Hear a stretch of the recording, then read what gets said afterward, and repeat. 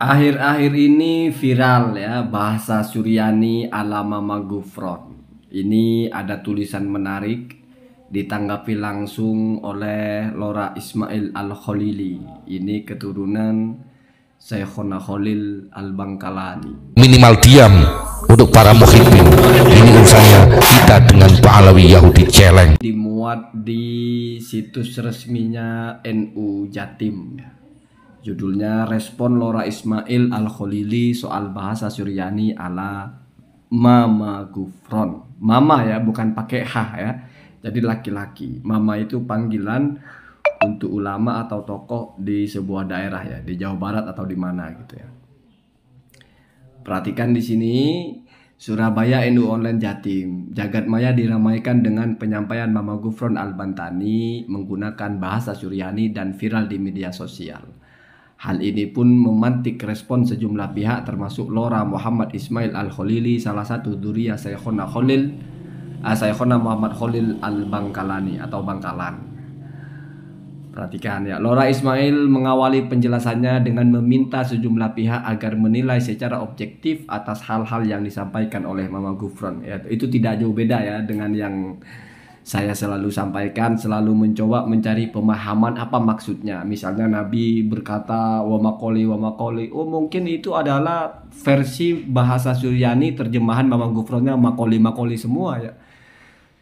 Bisa jadi begitu ya. Nah, kemudian sebelumnya meskipun Mama Gufron ada di kubu Kiai Imaduddin, kita tetap harus bisa menilai secara objektif. Kita harus mendahulukan sikap husnuzon dan asas tidak bersalah, ujarnya dalam unggahan di akun Instagram pribadi.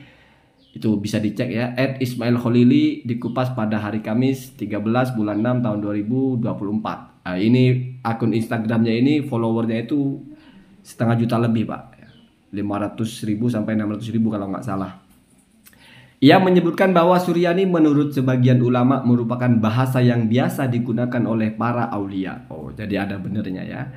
Dzurriyyah pun mengutip komentar ya, maksudnya maksudnya dzurriyyahnya Syekh Khalil ini ya, mengutip komentar dari Sidi Abdul Aziz Ad-Dabbagh dalam kitab Al-Ibris ya. Perhatikan ya, inilah kalau orang pinter ya.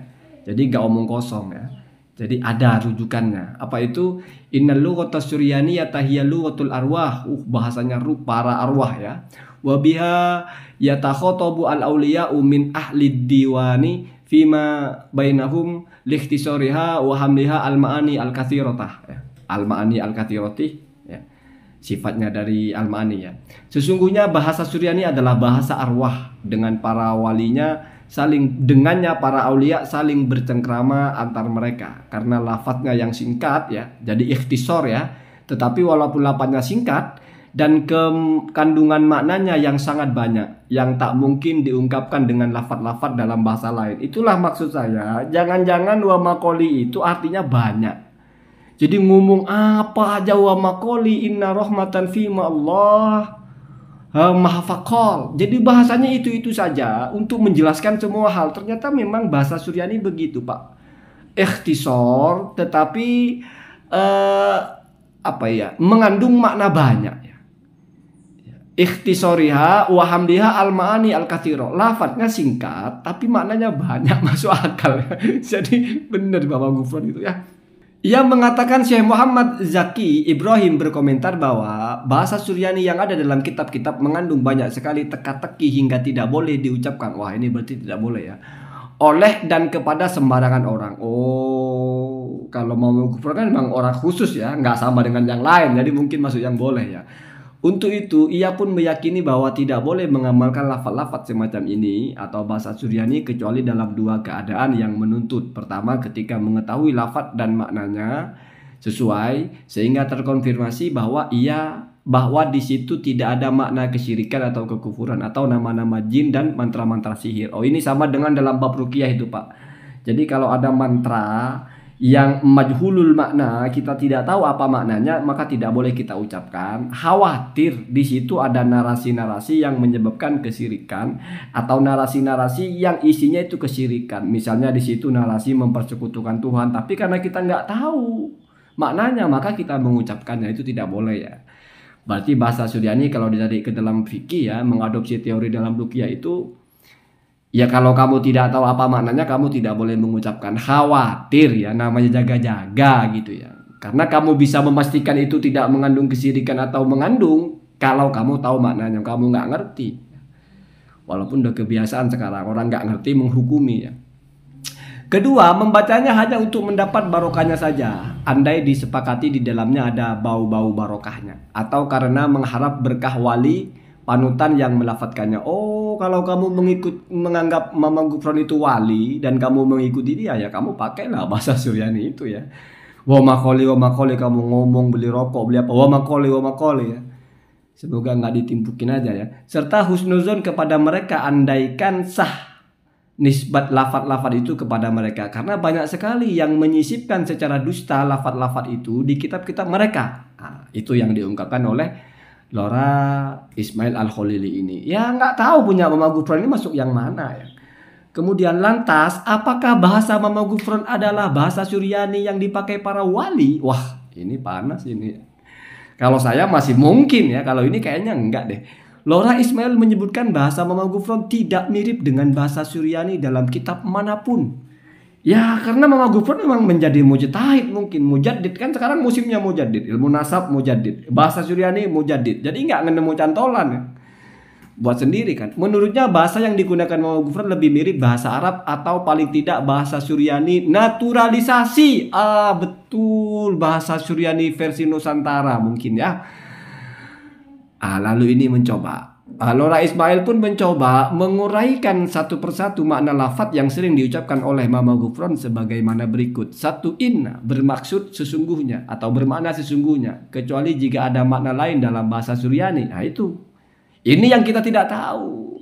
Inna kalau bahasa kita itu ya sesungguhnya. Tapi kalau versi Mama Gufron bahasa Suryani naturalisasi misalnya apa? Wallahu a'lam. Kemudian makoli, kata ini seringkali disalahfahami. Banyak yang mengatakan diambil dari kata makoli atau ucapku. Ini saya juga sempat begitu ya, berarti keliru ya. Saya ikut aja lah ya.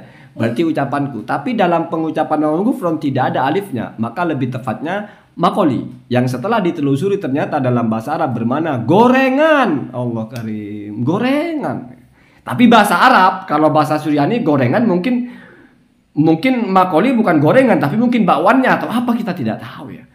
Sebuah kalimat am yang di bawahnya mengandung banyak afrod seperti oto. Jadi gorengan itu kata majmu' ya, kata jenis lah ya, atau kata yang menunjukkan satu kelompok ya. Bukan jenis, bukan satu barang ya, bukan nama lah bahasanya begitu ya. Gorengan ya. Sebuah kalimat am yang di bawahnya mengandung banyak afrod, banyak bagian seperti ote, bakwan, tahu isi, pisang goreng, apalagi gudu dan lainnya. Fima Allah, di dalam bersama Allah ya. Nomor 4, rahmatan, sebuah rahmat kenikmatan dari Allah. Makkah Madinah sudah jelas maknanya ya, Makkah Madinah ya. La sidi, tidak tuanku. Indonesia ya, Indonesia negara kita ini. Keprok bahasa Suryani dengan kearifan lokal mungkin bisa juga diambil mustaq dari bahasa Jawa kepruki ya. Oh enggak, kepruki itu dipukul. Kalau keprok ini tepuk tangan. Ini saya kritik ya. Kepruki itu mungkin kepruk itu tepuk tangan juga ya. Nah, kemudian dari pemaknaan perlafaz di atas, maka arti dari kalimat inna makoli Indonesia rahmatan Makkah Madinah fima Allah ialah sebagai berikut. Sesungguhnya gorengan khas Indonesia seperti bakwan, tahu isi, tempe, mendoan, ote dan lain-lain itu adalah sebuah rahmat atau kenikmatan jika dimakan di Mekah Madinah sembari mentasyakuri nikmat dari Allah. Namun sekali lagi ini hanya upaya pemahaman dari saya yang ilmunya terbatas ini. Untuk Mama Gufron yang asli, sesungguhnya tentu beliau Mama Gufron yang lebih tahu artinya. Begitu ya. Allahumma dina ada sabil.